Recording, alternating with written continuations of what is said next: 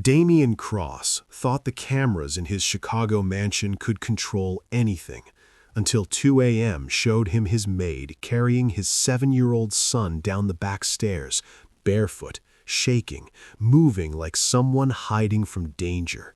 He almost called security until his son pressed his face into her shoulder and whispered, "Please don't let them take me." Damian ran outside and saw a black SUV sitting in the one blind spot between his cameras, engine running, lights off, like it had been waiting.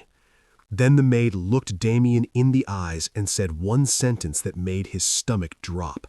"You don't know who is in your house." And in that moment, the SUV began to roll forward, slow and sure, like it already owned the night. Damian Cross built his life on schedules, locks, and quiet rules that kept danger outside his gate. His mansion on Chicago's north side had iron fences, cameras on every corner, and guards who nodded without questions. People called it safety. It was fear.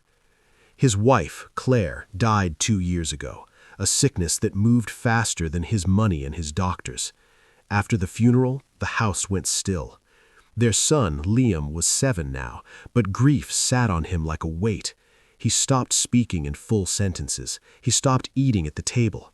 Some mornings he refused to wear shoes, like he did not want to touch the world at all. Damian hired helpers who promised progress. Some lasted days. Some stayed and tried too hard, forcing games, forcing smiles. Liam would stare past them, then fold into himself, silent and far away. 3 months ago, Damian hired Naomi Reed through a private agency. She was a black woman in her early 30s, calm eyes, hair pulled back, uniform neat, hands always busy.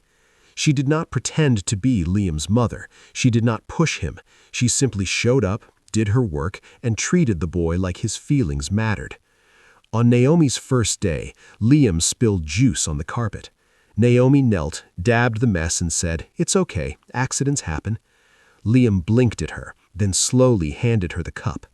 Damian watched from the hallway and felt something he did not want to name because it looked like hope. Hope made Damian angry. Hope had failed Claire. Hope had promised him a future, then took it away.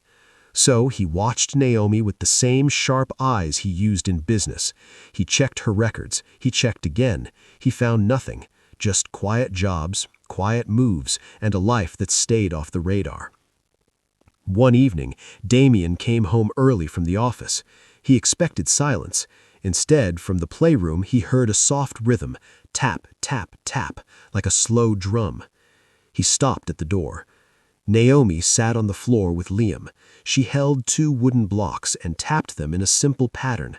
Liam watched her hands, then copied her with his own blocks. His face was serious, but he stayed close to her, shoulders not tense. Naomi did not look up right away. She just said, "Good, you remembered." Damian backed away before they noticed him. He told himself it meant nothing. 2 days later, a silver watch went missing from Damian's dresser, a gift from Claire engraved on the back. Damian searched like a man looking for air. That watch was not just metal, it was a piece of his wife's voice, a piece of their old life. His mother, Vivian Cross, called that afternoon. Her words were sharp. "Damian, you keep strangers in that house," she said. "If something is missing, you know what that means." Damian did not answer her. Vivian continued anyway. "People come in smiling, then they take what they can, and your son is the one who pays." That night, Damian ordered security to install 2 extra cameras, one facing his bedroom door, one facing the back stairs. He told himself it was for Liam. He did not tell Naomi. The next morning, the watch appeared, tucked behind a picture frame as if it had never moved. Damian stared at it for a long time. His throat burned with shame, but he said nothing. That night, Damian could not sleep. At 2 a.m., he opened the security app, a habit he had built since Claire died. He scrolled through the feeds, front gate, driveway, kitchen, halls. Everything looked normal, until the back stairs camera steadied after a flicker. Naomi was there. She held Liam in her arms like he was younger than 7. The boy was barefoot, one sock missing, his face pressed into her shoulder. Naomi's eyes moved fast, listening, checking the shadows. She stepped down the stairs slowly, careful, like any loud sound could wake a monster. Damien sat up so fast his sheet slid to the floor. His first thought was kidnapping. His second thought was betrayal. His third thought was that he had been stupid to trust anyone. He ran down the hallway without shoes, phone in his hand. When he reached the kitchen, the back door was already open. He rushed outside. The night air was sharp. Naomi stood near the hedge line, half hidden, holding Liam close. Liam's arms were locked around her neck. Damien hissed, "Naomi, stop! What are you doing?"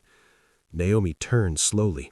Her eyes landed on Damien, then moved past him toward the driveway. Damien followed her gaze. A black SUV sat near the side gate, engine running, headlights off.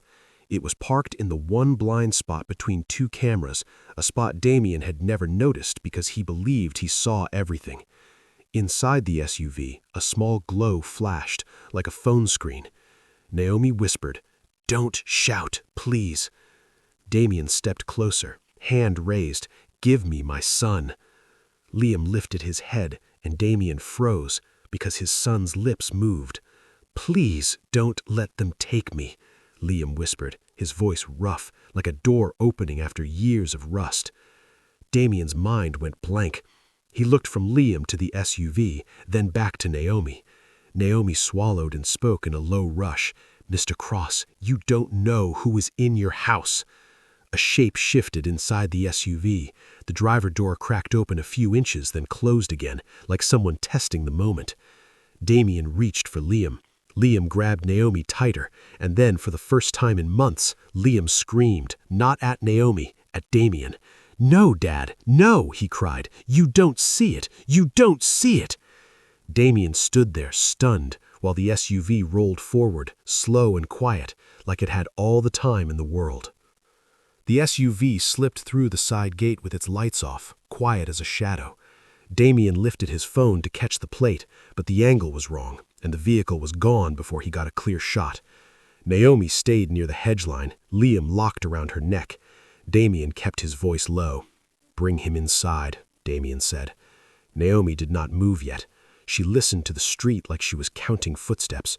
Then she whispered, "If you shout, if you turn on lights, they will come back fast." Damien swallowed his anger. "Who are they?" Naomi's calm finally cracked. "I don't know the name," she said. "I only know someone inside this house is feeding them." Liam's small voice came again, rough and thin. "She's telling the truth." Damien stared at his son. It had been months since Liam spoke clearly, and now he was speaking like he had been holding words under his tongue. Damien opened his arms. "Liam, come to me." Liam flinched. Naomi turned slightly so Liam could see Damien's face. "It's your dad," Naomi said, soft and steady. "He won't hurt you." Liam reached one hand out, slow, then let Damien hold it. He did not let go of Naomi with his other arm. They went inside without turning on the bright lights. Damien told the closest guard to lock every gate and stay quiet. No sirens, no alarms, no flashing screens. The guard looked confused, but obeyed. In the kitchen, Damien poured water, then set the glass down untouched. Naomi stood by the pantry door. Liam stayed behind her leg like it was the only safe place in the world. Damien lowered his voice. "Tell me everything, now." Naomi shook her head. "Not here," she said. "These walls have ears, and you have cameras you don't even know about." Damien stiffened. "I know my own system." Naomi met his eyes. "Then why did that SUV park in your blind spot?" she asked.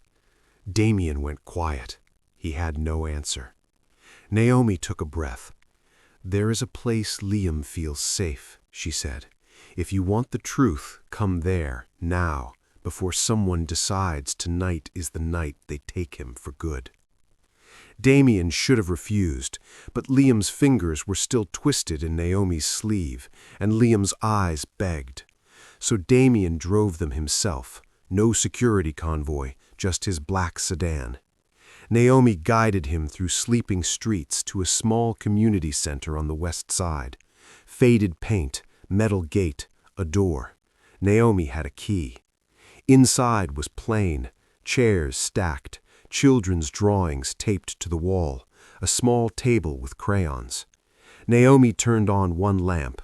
Liam's shoulders dropped the moment he stepped in, like his body knew this room. Damien watched his son pick up a crayon and draw circles. He looked like a child again.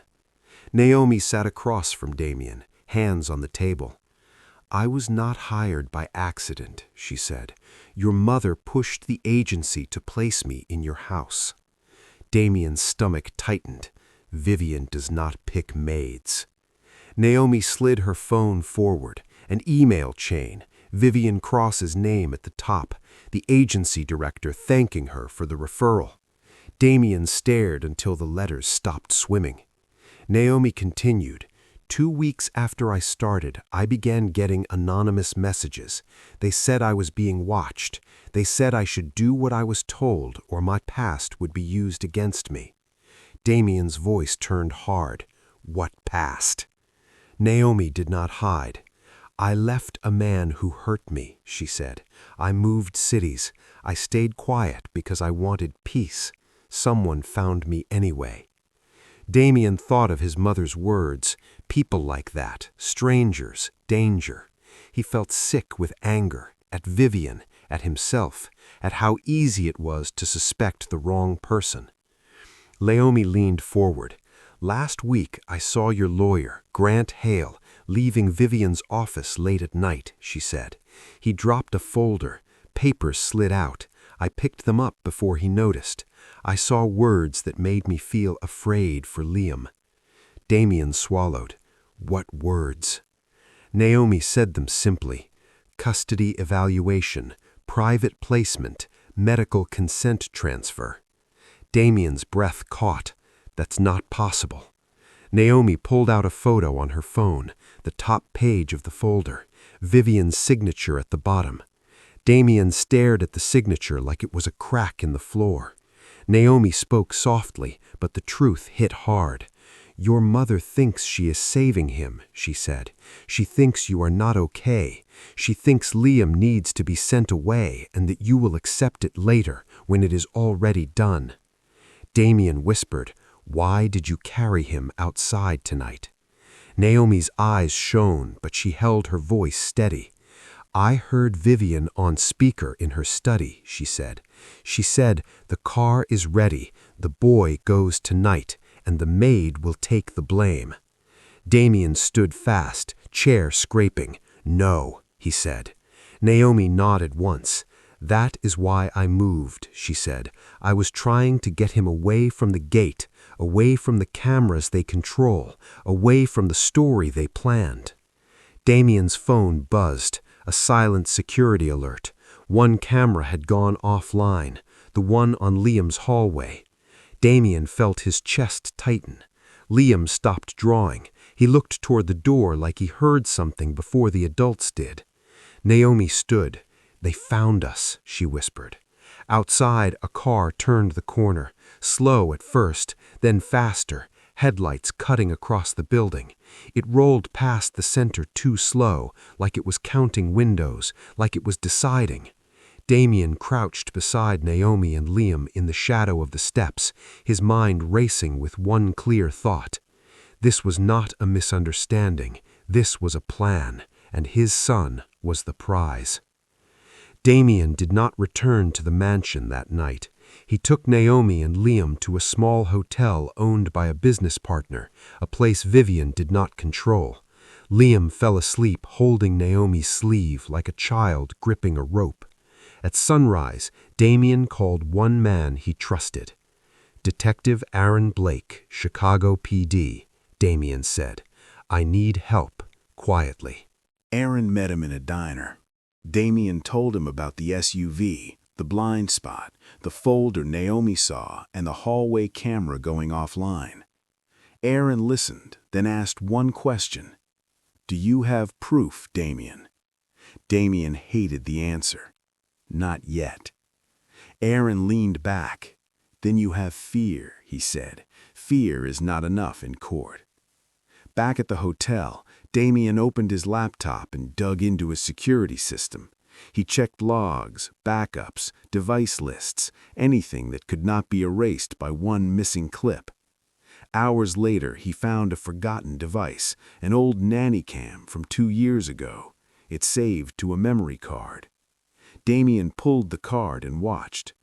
At 1:41 a.m., Grant Hale walked down Liam's hallway wearing gloves. He looked toward the nanny cam, then covered it with tape. He used a copied key to open Liam's door. Liam stepped out, half asleep. Grant crouched, spoke softly, and guided him toward the back stairs. Vivian appeared behind Grant, dressed for travel, calm as if she was late for a meeting. Vivian lifted Liam like luggage. Grant carried a small bag.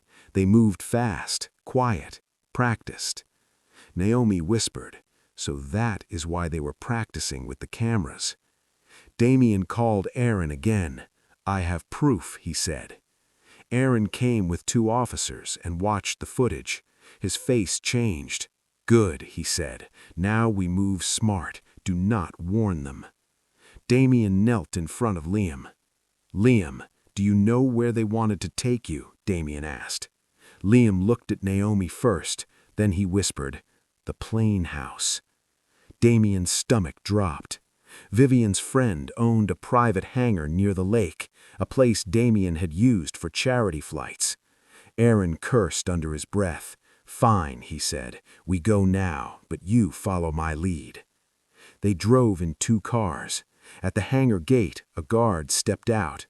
Aaron showed his badge. The gate opened after a tense pause. Inside, a jet sat ready. Vivian stood near the office with Grant. Grant's smile flickered when he saw police. Vivian lifted her chin. "Damien, you are making a scene," she said. Aaron stepped forward. "Mrs. Cross, Grant Hale, step away from the child," he said. "You are under investigation for unlawful removal of a minor and related offenses." Vivian laughed once. "I am his grandmother," she said. "I am protecting him." Damien walked closer, voice low and sharp. "Protecting him by stealing him," he said. "Protecting him by blaming Naomi." Vivian's eyes slid to Naomi. "Of course," she said. "The maid." Naomi held Liam's hand. Liam's fingers tightened, but he stayed standing. Damien raised his phone and played the nanny cam footage. Grant's whisper filled the hangar. Vivian's calm voice followed. Liam's small, confused question came through the speakers. "Where are we going?" Vivian snapped at Grant. "You said there were no cameras." Grant took a step back. "Vivian, you told me he would sign later," he said. Damien's chest rose and fell. "Vivian, why?" he asked. "Because you were disappearing," Vivian said. "Because grief was swallowing you. Because the Cross name was falling apart, and I refused to watch it happen." Damien shook his head. "You do not get to use my wife's death to control my son," he said. "You do not get to decide he needs to be hidden." Vivian's voice turned hard. "He needs specialists," she said. "He needs to stop clinging to a maid like she is his only lifeline." Naomi finally spoke, clear and steady. "He is not broken," she said. "He is hurting. You do not heal a hurting child by taking him from the one person he trusts." Aaron nodded to his officers. They moved in. Grant tried to talk, but the cuffs clicked. Vivian protested, but titles did not change the law. Aaron led Vivian and Grant outside. Vivian kept arguing, but the handcuffs stayed on. Damien stood there, not knowing where to put his anger. He turned to Naomi. "I watched you like a suspect," he said. "I added cameras without telling you. I let fear speak louder than your actions. I am truly sorry." Naomi's voice was very quiet. "I understand fear," she said. "I lived inside it for years. That is why I noticed the signs, the way he listened for footsteps, the way he looked at doors before they opened. I was not trying to replace anyone. I was trying to keep a child safe. Damien nodded, eyes wet. He reached out his hand, not as a boss, but as a man asking for peace. Naomi took it, and Liam squeezed both their fingers together. When it went quiet, Damien knelt in front of Liam. "I am sorry, Liam," he said. "I should have listened." Liam studied Damien's face, then hugged him, tight and shaking. Damien held him like he was holding air. Liam pulled back and looked at Naomi. He said, "She kept me safe. Please keep her here." Damien turned to Naomi. "If you want to stay, you will have a real contract," he said, "real protection and a voice in this house. No one will treat you like you are less." Naomi nodded once. "I will stay," she said, "but you must be present." Damien swallowed. "I will," he said. That evening, Damien walked Naomi through the front door, not the staff entrance. He told security, "Her word matters here." Liam stood between them, holding both their hands, and the mansion felt like it could become a home. Dear viewers, this story is not just about a billionaire and a maid. It is about what happens when fear makes good people blind and when one brave person chooses to protect a child, even when nobody believes her. Naomi could have walked away. She could have said, "Not my problem," but she stayed. She carried Liam. She kept him safe, and she told the truth even when it put her in danger. And Damien, he finally learned something money can never buy. Trust is built by listening, by showing up, and by protecting the right person, not the loudest person. If this story touched you, please take a second to like this video, subscribe, and share it with someone who needs a reminder that good people still exist. Also, comment where you are watching from and tell us what you learned from this story. Your words might encourage someone who feels alone right now. And if you want more stories like this, comment "more stories" and you will be the first to get the next emotional story from us. Now, I want to ask you 3 questions. Answer them in the comments. 1. If you were Damien, would you forgive your mother, or would you cut her off completely? 2. Do you think Naomi should stay in that house, or should she leave and start fresh somewhere else? 3. What would you do if your child trusted a helper more than they trusted you?